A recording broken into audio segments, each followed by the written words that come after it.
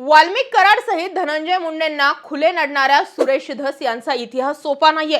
सांगणारे तर हे सुद्धा सांगतात की बीड मध्ये एक गट मुंडेंचा आहे तर दुसरा गट सुरेश धस यांचा कट्टर आहे।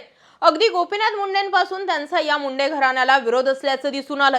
सुरुवातीला गोपीनाथ मुंडेंचे एकेकाळी सहकारी असलेले सुरेश धस यांनी मुंडेंच्या आशीर्वादाने जिल्ह्यामध्ये आपला जनसंपर्क वाढवला होता।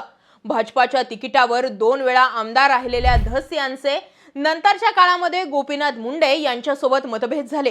त्यातून त्यांनी 2009 मध्ये राष्ट्रवादीत प्रवेश करून 2009 ते 2014 पर्यंत गोपीनाथ मुंडेंच्या विरोधात काम केलं।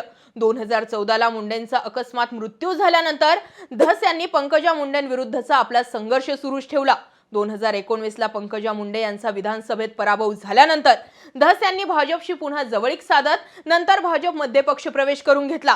परंतु त्यानंतर देखील त्यांचा पंकजा मुंडे व धनंजय मुंडे यांच्या सोबतचा लढा कायम आहे। फडणवीस सुद्धा धनंजय मुंडेंना नडायला आमचा सुरेश धसच पुरेसा आहे या शब्दात सुरेश धस यांचं वर्णन होतंय।